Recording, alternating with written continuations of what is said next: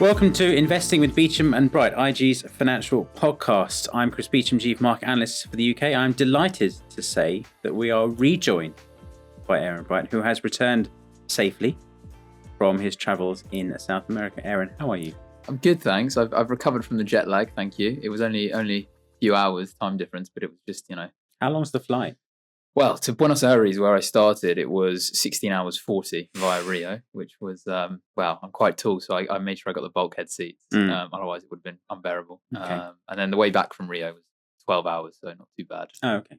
So tell us about Argentina. Because, of course, it's a year to the day, I think, since Milei was elected president. Yeah, he's done a good job there for sure, and it's an amazing country. If you like steak and red wine in particular, absolutely wonderful place. I mean, some of the best steaks I've had, but you have to really specify that you want it medium rare if that's your way of having steak, because they're in South America in general they prefer it well done. Do they? Yeah, so you have to say in very, very broken Spanish, mucho jugoso, which means very bloody, and then they'll give it to you sort of medium rare. Oh, right. I didn't think they do it differently. Yeah, I know. That's like apparently quite South American, is they have it quite roasted, quite well done. So if you like medium rare steaks. No, I've gone off them slightly. And the Malbec's brilliant if you like that. Yeah. Kind of the currency situation's a bit bonkers there. You've had inflation was something like 220% a year ago, and it's now down to 2%. Yeah, I think month on month is still a few percent. Which is not great, but I mean, considering where they were, really, really positive improvements in inflation in Argentina. What's the feeling on the ground? Because he's getting a very good write-up in the press. Even the FT and the Wall Street Journal, who weren't, I think, fair to say to them, fans of him before he took office, have been fairly, optimistic on his. Look, he's done a lot to bring down inflation, but I mean, speaking to actual Argentinians in Buenos Aires, a lot of them will say, they miss the sort of old politics, and then some of them really like what he's doing because they care about, bringing down inflation, making things affordable. But what was quite funny is during the World Cup, or just before the World Cup, 2022, they ended up winning the World Cup. A tour guide of one of these tours I went on said that there was a sort of, I guess you could say, like an opinion poll. Would you rather bring down inflation or win the World Cup? And the majority said win the World Cup. Yeah. So it's an interesting. Which may, in a sense, summarise South America's economic problems over the past 30 years. Yes. But I mean, I guess it's interesting to explain why they're in the situation they're in. So maybe I'll do a quick explain in 30 seconds. I'll explain in 30 seconds. On Argentina's economy. On hyperinflation, yes. Off you go. So Argentina have long had problems with inflation. I think even, during the times of the military junta there, they had times of inflation and hyperinflation sort of in the hundreds of percent. And a lot of this has been due to excess spending and printing money, which seems very illogical coming from, a country where we're very prudent with fiscal and monetary policy. But in these situations, to get out of debt or to fund, they've got a lot of state-run programs. They were in a situation where they were deciding to print money to pay for things, which I always think of the saying, if money grew on trees, it would be as valuable as leaves. So that's a good one. I might steal that. Yeah, it's a good one, isn't it? Yeah. So that's I guess what caused the hyperinflation. You've got excess of money being printed, using to buy a limited amount of goods, or using to fund a limited amount of goods and services, and then you get prices being driven up, and you actually get that in the exchange rate as well with the Argentinian peso. I mean, it's devalued massively. And, when you compare it to sort of Western, more stable currencies. And it's essentially they did print money, whereas in the West, of course, with the Fed, we get accused of printing money, quantitative easing. But the Argentinians did print money. Quite literally, yeah. Just rolling it off, which ends as well as you might expect. Because this is the kind of thing I remember from my GCSE history, Weimar Germany, and people wheeling around all these wheelbarrows full of money, that kind of thing. Absolutely, yeah. And I had that in a steak restaurant. I showed you the video, Chris, where one of my friends decided to exchange a load of dollars for pesos, even though you can use card there. So I think he got about $300 worth, which is something like 300,000 pesos or something. Right. And the highest... Well, at least it was at the beginning of the meal. And the highest denomination of notes is 1,000. So he's walking around with 300 notes around. So to pay for a £40 steak and wine, it was quite an ordeal to sort of count the notes. I mean, rather bizarre, but it's remarkable. And then you come back here and sort of contactless tap. Yeah. They do actually have that there, but a lot of people tend to use dollars. I suppose it's stuff you can see and feel. Yeah, it was a bit of a relief getting to Brazil, where I could actually not worry so much about the currency, and I could just tap and pay. I just had to worry about being mugged, which thankfully didn't happen. So that's good. We are glad to have you back. Of course, it's our last episode of 2024. So, as is customary at this time of year for everyone and everything, we're going to look back at the year that was. Any guesses on one of the best performing markets of the year so far in percentage terms? I haven't queued him up here, so I really am asking this question. Could I have somewhat of a clue? Because I remember 2022, it was orange juice. Yeah, it's a commodity. It's a commodity, unsurprisingly, perhaps. Cocoa? Yeah.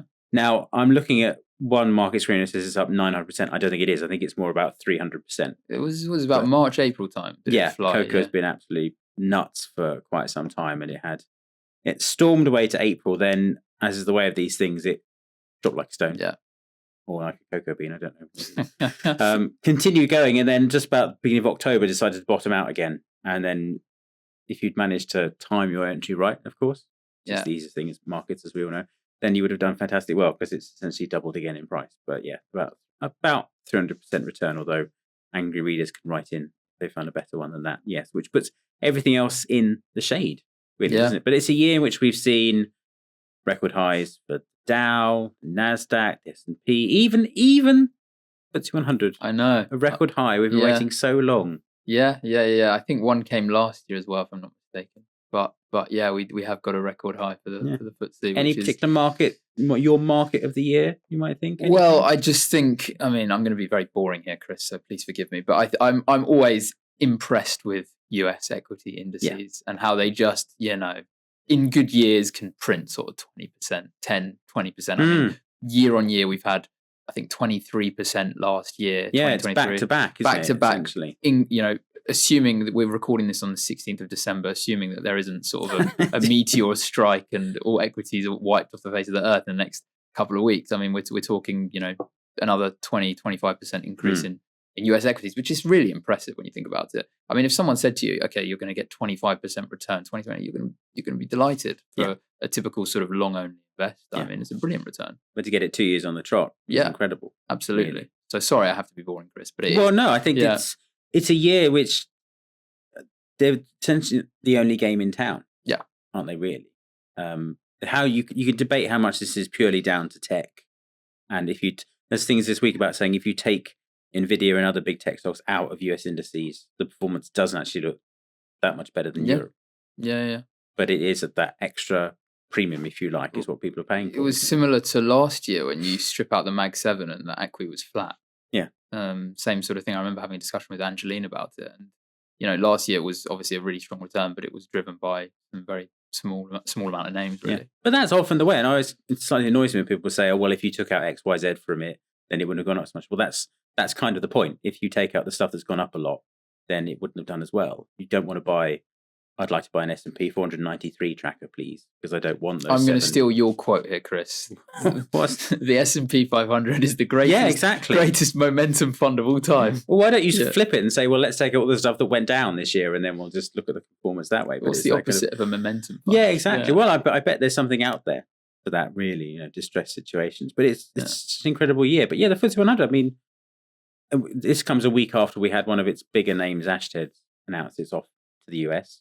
Yeah. Which is another Well, it was the worst year for FTSE delistings since the 2008 financial crisis, I believe. I think something like that, yeah. Which is, I mean, even sort of, we talk about the lack of innovation in the UK, the lack of tech names, and we had a big departure in the form of Darktrace, which have gone private.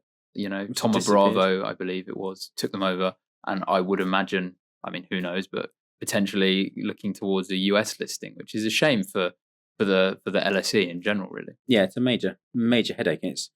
You had Ferguson, didn't you? Went a while back. Yep. CRH, Flutter, I think was the other one. Those sort of big names that are going, but there's arguably more that could go in the same way, which I think is obviously a real problem. And you can understand why sort of these CEOs would want to do that, in the sense that the premium you get, as we were saying, in the US is just so much higher. Yeah, if you look at British American Tobacco, it trades at a discount to its peers, and you think, well, why would you stick around? Yeah. Essentially, it's a major problem. So you've had great year for US indices. It's a good year for the FTSE 100. I mean, you shouldn't sniff at what was 9% this year or something. Yeah. Like, it's not a bad return. No, I think if someone said to you, I mean, I remember watching a video about this, and it's actually that's the sort of annualized return of the S&P 500 since the 20s. It's around 9%. Yeah. And if someone offered you that, most investors would probably say guaranteed 9%. They'd be quite happy with that. Yeah. So if you've got that, what else have we got this year that's moved? Oh, gold, of course. Yeah, that's been a pretty electric year for gold on the whole. I mean, where were we? What was the record high? It was 27, just shy of 2,100. Yeah. But it just feels like everything, well, not everything has gone up because clearly it hasn't, but you've got the dollar's up, gold's up, equities are up, a lot of commodities are up. The only area which has sort of struggled a bit, I'd say, sort of from sort of a multi-asset perspective, is fixed income, particularly the long end, where past definitely 2 years, maybe even 2.5 years, people have been saying, well, we're finally in the year for fixed income. And yes, high yield done quite well. Spreads are really tight in that area. Sort of investment grade credit, that area's done okay. But, you look at TLT, which is a 20 plus year treasury, in dollar terms, it's down 8%. So not a great year. And I think it really, points to the fact that inflation potentially hasn't, the concerns of it hasn't abated fully. No, and this comes just a few days after we had that latest US inflation reading where you began to not tick up, but it stopped going down, essentially, if you look at it. And it's some components just beginning to worry. And it's the same in the UK. You've got sort of 4 to 5% service inflation. So what's being charged on, services, and that's going up 4%, 5% a year on how much services cost. Those costs are increasing that much a year. And a lot, if you think about it, 4 or 5% a year. Yeah. You've got to have a 5% pay rise just to be able to afford the services. Exactly where you are in that fee. We get the UK wage data this week, and that's supposed to show another increase. So the Bank of England's headache is rapidly becoming slowing economy, rising prices. And you can see why the gilt market and the US Treasury market, but even more so the gilt market, has thrown a little bit of a tantrum and said, hang on a second. Yeah. Are we out the woods with this? And I guess that's what we're going to be talking a lot about towards the beginning of next year when we have some guests on next year. And one of the key features of the last couple of years has been the relative lack of volatility as well. If you look at the VIX, it's down. I know we should never talk about the VIX in percentage move terms because that's not what it's there for, but it is down by about a quarter or something percentage terms over the year so far. I think the only sort of crazy moment we had this year was yen carry trade, which was the birth of this podcast, really. It was the first episode we were talking about it. Yeah. And it's just came out of a sort of clear sky. Yeah. Didn't it really? Yeah, I remember waking up in the middle of the night and seeing like a headline on my phone saying like Japanese stock market down 8% or something. I'm like, long Monday. Interesting development. But it's such a strange feeling that investors have you're sitting here with the Dow at record highs essentially and volatility so low, and people in some ways rightly asking, where does it go from here? Yeah. Where can it go from here? Well, I think it's really interesting, and I think a lot will come down to US earnings growth when we're talking obviously US stocks, and we've seen very strong growth, and if it keeps up, there isn't, unless there's sort of some kind of macro concern, then the equity markets are driven by earnings and earnings growth. And there's a lot of focus on what can derail it, but I always tend to think if there is going to be an issue, it's not one you can see coming, because we sit here at the end of December and we see, France, political turmoil. Yeah. You've got German elections in February. South Korea even. South Korea, that's sort of talking about things that came out of nowhere and went away again because he's been impeached. I don't know whether that will actually turn into something more significant.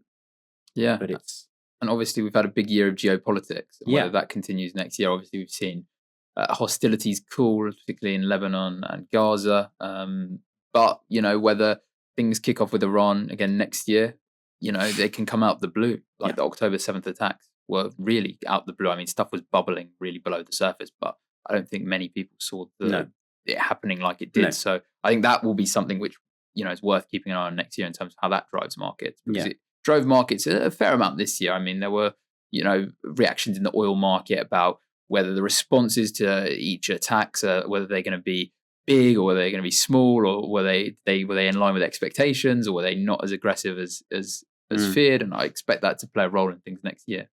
And if you're looking at this as an investor now, what's your kind of take on it?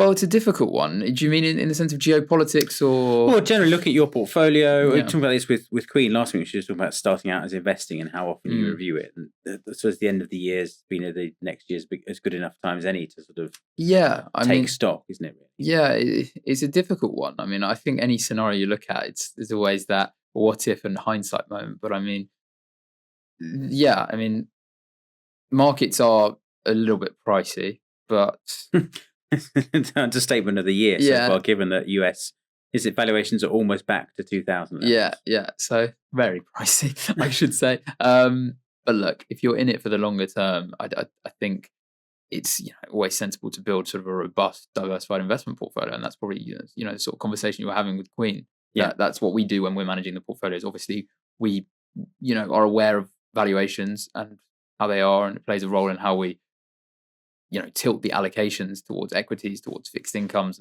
and towards alternatives. But we're trying to build something which can last, and many investors will want to do that, which will be able to ride out any sort of idiosyncratic events or even events which shake the whole market. That they're robust enough that there might be some peaks and troughs, but over the longer term they'll be able to recover from it. I suppose it's a concept more of rebalancing, isn't it, than anything else? Yeah, it's really, really important for us, and it's about having allocations in line with your risk appetite. That's the most important thing. Yeah, because you have periods where, say, you allocate X amount to US equities, and then that the weighting in the portfolio gets bigger. Yeah, and so you have to. That's what we've pretty much had to be doing. You've trimming the exposure as well. Well, we sort of kept it in line because we were a little bit underweight, and then it drifted into being because the equities rallied so much. So then we readjusted it, but it actually. We added a little bit to equity, but because we drifted quite high into, higher into equity than we originally were. I think it was, not significant amounts, even though the percentage change was adding a little bit more equity earlier in the year. But it actually drifted up because equity markets had such a strong rally. And I think you don't have to sort of exit the position entirely, do you? You don't say US markets have gone up too much. I don't want to be in US markets. No, it's just about. Having your exposures where you see fit or where the portfolio manager sees fit. It's about time horizons. Absolutely. And about perceived risk and opportunities elsewhere, potentially. I guess what I would like to ask you, Chris, is what are you most concerned about for 2025? I think at the moment, just as we sit in the middle of what does concern me is maybe how not over optimistic, but people seem relatively blasé about the current market outlook. Yeah. And there's a lot of focus on things like US exceptionalism, and US stocks should go up because of the following reasons. Then it kind of morphs into and therefore it will continue to go up for X amount of time. And it's that kind of just complacency that bothers me to an extent. I agree. Like I remember seeing this sort of 2020, 2021. Yeah. Because it's the last time we were here, really, with record highs. We'd rebounded from you just COVID. think, I'm going to get 10, 20% a year forever, and it just doesn't happen. Yeah. And it's one of those things where you never want to make the call too early, but you certainly don't want to make it too late. No, it's the problem with investors. Do you hang around while things continue to go up, and do you run the risk to get sort of holding the bag, if you like, when it all comes off? Because there were arguments that things were overvalued at the beginning of this year, even. Yes. And, we're up 20%. Yeah. So, I mean, I remember looking at the stocks at the end of last year and thinking, given the fact that the recession could be coming, which has never come, and we're arguably now moving towards that soft landing. Well, yeah, I mean, this is the other thing we should talk about. 2024 is the year where the soft landing probably did arrive. And for jargon's sake, soft landing is where the economy slows but doesn't go into recession. It continues to grow at a fairly steady pace. That was the debate. And I think many people in 2023 thought that we were going to get a hard landing. Oh, yeah. That was all the rage at the end of 2022, beginning of 2023, was there will be a recession. Stocks have had this rebound. Bear market rally was always the phrase I heard bandied around. Inevitably, the bear market rally turned into a new bull market really, and caught people out. But there's still no sign of recession. That I did say this last year as well. The fact that everyone has sort of stopped calling for a recession did make me worry. Yeah. Now, clearly, that hasn't materialized. Yeah. But it still concerns me that we assume you're not going to have one. There was the thing about the SARM rule triggering and US unemployment, and that signalled the beginning of something, and the yield curve uninverting. Yeah, which is the sort of bear steepening. People are concerned about. But look, it's a really interesting one, and I still don't think we're fully out the woods with regards to that. No, things can change very quickly. Yeah, and I think that's just what people need to be careful of, is that the things like the French elections and the German elections and the new president of the US, markets can kind of adjust to that. And you've had a classic case of in France over the past couple of weeks where the CAC was at sort of 3-month lows. Yeah. And then once Barnier was ousted and suddenly it became certain, it rallied significantly because it had essentially priced it in. So you'd already had the move. So markets can, if you can see what's coming, then you can prepare for that to an extent. It's the thing you don't see, which examples would be the Bank of Japan this year. Yeah, that was a real shock for everyone, really. I mean, everyone knew the carry trade was happening. And I think people knew that if it was unwound in an unsustainable manner, we were going to get these sort of moves in both the yen and global stocks, but particularly the Nikkei. And it's still, everyone was like, oh, how's this happening? Yeah. And it seems it's the late Queen asking the economists after 2008, why did nobody see this coming? That kind of thing. It's always Michael buried this. Yeah, well, yes, and has not particularly been right ever since on calling his. Was he, of course, was famously. Was it last October he went sell on the S&P, or he's put positions? But even the best investors make mistakes. I mean, Bill Ackman exiting Netflix at a sort of all-time low. Yeah, exactly. Rallied massively. That's the lesson, isn't it? Investing. It's you can't call these things. Yeah, I was told by an old boss. In investing, if you get 51% of the calls right, you're doing a good job. You're doing a really good job, actually. Yeah, because so often we find this with the trading side of things, that clients can be more wrong than they're right in terms of their actual. And even your research and analysis can be correct on, potentially even like, for example, shorting Tesla in 2020. Yeah, there was a lot of really, really good research on why it was a prudent idea, but obviously you would have lost a ton of money. Yeah, you have to follow what the market's telling you, really, and then. So we've had stocks, we've done. What about the dollar? That's probably the last big area we should talk about. That's an interesting one. I think it's going to be driven a lot by the US interest rate cycle, which I think we both called 3 rate cuts this year, which I think we're spot on. I think I actually called 25, 25, 25, not the 50. Yeah, well, I think the 50 caught most people by surprise, really. And I don't want to say they were wrong to do it, because it's easy to poke fun with hindsight, but maybe they just got a little bit too... Excited, exactly, on the back of that in September. So that's the other interesting one to watch, is that you've had the dollar rally so hard from the October lows. Where does it? It's back to the highs it was in late October 2023, a year ago. So the question is now really, is there a lot of the good news baked into the US economy as well? Well, if you're going on a trip to the US from the UK, you hope it comes off. Yeah, exactly. But it's a really interesting thing to watch. So So that's kind of the year in review. Really, the year in which you had a fantastic performance for stocks, particularly US stocks. The other maybe story is just China, the stimulus that refuses to arrive. It's interesting that you had that pop last week with Hang Seng. And then that big pop in, I think it was September. Yeah. But just not delivering. Mm-hmm. So there's perhaps your worry for the year is deflation. Markets in China in particular. Well, dollar strength would obviously feed into that as well, wouldn't it? Definitely. That would also make stuff a lot more problematic.